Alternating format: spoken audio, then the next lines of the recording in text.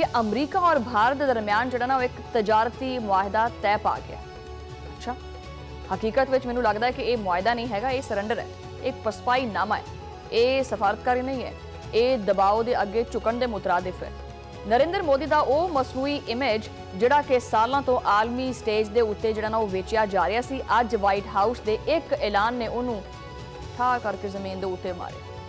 अच्छा, वो मोदी जिहड़ा अपने आप को ताकतवर लीडर, खुद मुख्तार फैसला साज और आलमी स्टेज का स्टार कहंदा है, अज वाशिंगटन के सामने गोडे जिहड़ा ना वो टेकी जा रहा है। डोनाल्ड ट्रंप जिहड़ा ना बोलदा पिया है और अपनी शर्तां सुनांदा पिया है, दावे करदा पिया है, और नई दिल्ली जिहड़ी है वो आराम सुकून नाल घुंड करके बैठी हुई है।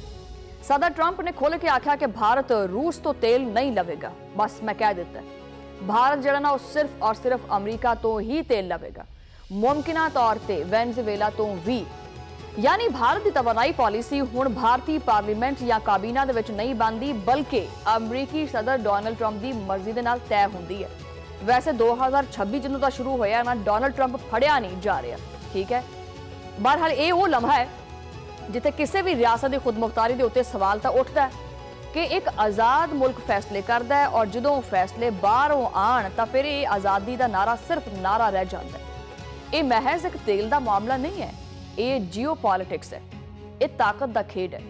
अमरीका की चाहता है, अमरीका चाहता है कि भारत रूस तो दूर रहे, चीन के खिलाफ खड़ा हो और अमरीकी मैशत वास्ते एक मुस्तकिल फरमाबरदार मार्केट बने। मोदी सरकार ने एक किरदार कबूल कर लिया कि जी मैं हाजिर मेरे आका, बगैर अवामी बहस, बगैर पार्लिमानी मंजूरी और बगैर किसी वजाहत दे। यही वो वजह है जिहड़ा कि ये सौदा नहीं, ये सरैंडर हुंदा है।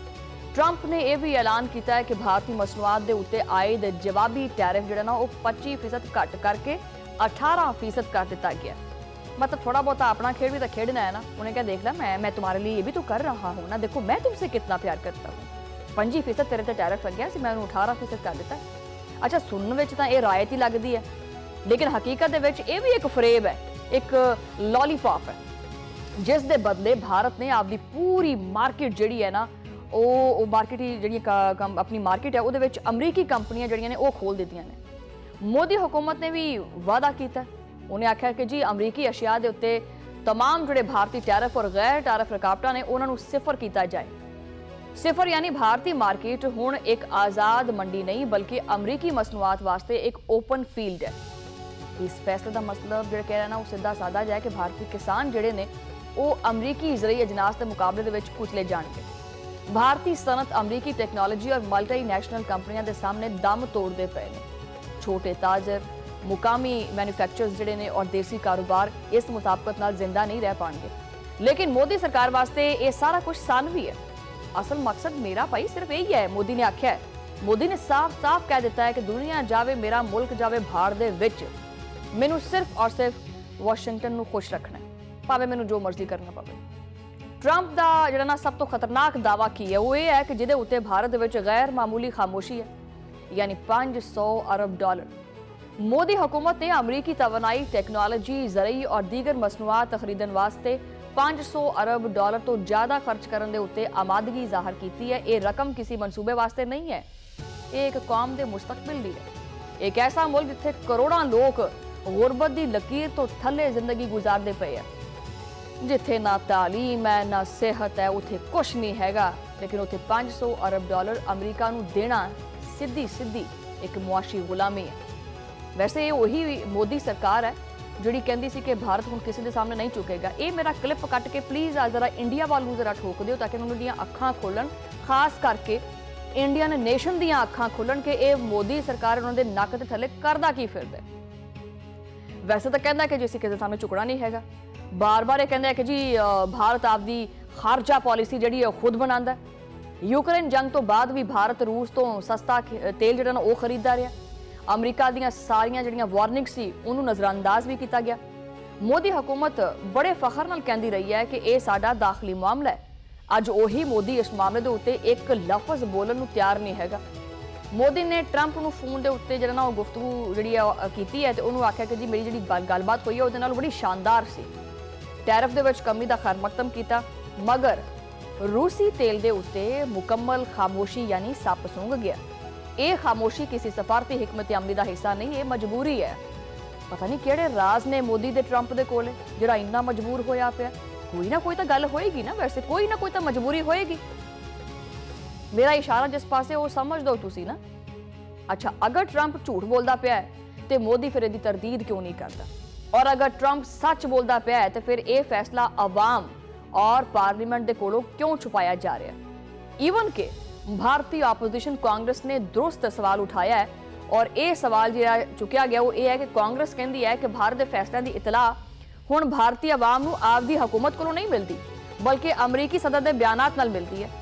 तुसीं समझोगे कि जी ये जुमला महज एक सियासी तनकीद है? नहीं, ये रियासत की खुद मुख्तारी के उत्ते एक फर्द जुर्म है। एक ऐसी हुकूमत जिन्हें आपदे फैसलों की वजाहत भी खुद नहीं की और खुद नूं आलमी ताकत कहती है। क्यों बई? वाइट हाउस ने भी इस मुआहदे की मुकम्मल तफसील जारी नहीं की थी। वजह साफ है कि अगर ये सारियां तफसीलां सामने आ गई तो यह वाजे हो जाएगा कि मोदी ने केड़ा केड़ा कुछ जिहड़ा मुल्क दा गिरवी रख दिता है। यह मुआहिदा तजारत के नाम के उत्ते एक सियासी ताबेदारी की एक जिहड़ा ना डॉक्यूमेंट है। अमरीका ने भारत को यह भी वाजे पैगाम दिता है कि मुआशी रायत उदों मिलेगी जो तुसी सियासी तौर पर ताबेदार होवोगे और मोदी सरकार ने इस उसूल को कबूल किया है। हुण इस तस्वीर का दूसरा रुख जो वो देखते हैं। पहला तो तुहानूं मैं विखा दिता है, दूजा की साफ साफ है। वैसे दूसरा जो रुख है तुसीं चंगी तरह जानते हैं कि मार्का हक दे विच शर्मनाक शिकस्त तो बाद भारत दी जिहड़ियां गल्लां ने वो हजे तक लाल ने, उन्होंने ब्लश ऑन लाने की जरूरत नहीं पैंदी पई। ठीक है, इन्नियां लाल होईयां पईयां ने। मोदी हुकूमत ने दिफाई बजट दे विच 15% इजाफा कर दिता है।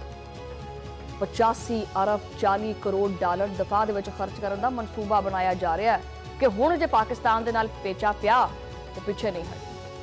अच्छा, नए हथियारों की खरीदारी वास्ते 21% इजाफा रकम मख्तस की गई है और ये सारा कुछ उस टाइम हुंदा पिया जो भारतीय मैशत दबाव दे विच है, महंगाई वधदी पई है, आवाम नूं बुनियादी सहूलतां मिलदियां ने पईयां, खाण नूं उत्थे रोटी आटा गंदम वो है कोई नहीं है, लोकां वास्ते वॉशरूम बने नहीं होए है, लोकी फुटपाथ ते सोंदे पए है। लेकिन नहीं, हम तो अपना बजट स्ट्रॉन्ग करेंगे, विश्व गुरु अखंड भारत का नारा लगाएंगे और पाकिस्तान का मुकाबला करेंगे।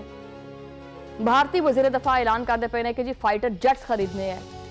मैं एक चीज़ कोट कर देवां, मसला उन्हां तेजस तैयारियां दे विच भी नहीं हैगा सी, मसला है टेक्नीक दा, महारत दा।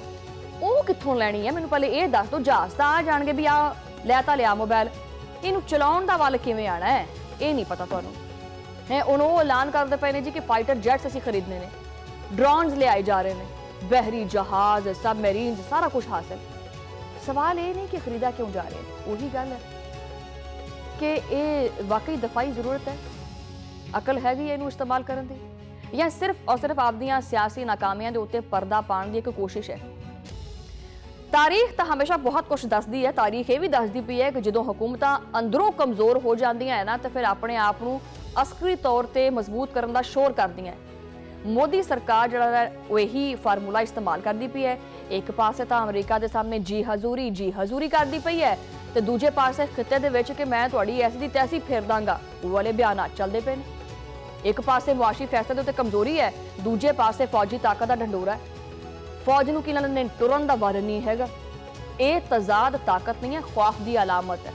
अगर हुकूमत आपदे फैसले दे उत्ते एतमाद नहीं करती तो उन्होंने तोपां और टैंकां दे ऐलानात करने की जरूरत नहीं पैंदी होंदी। हकीकत यह है कि शराकतदारी नहीं बल्कि अदम तवाज़ुन है और ये दोस्ती भी नहीं हैगी बल्कि दबाव है।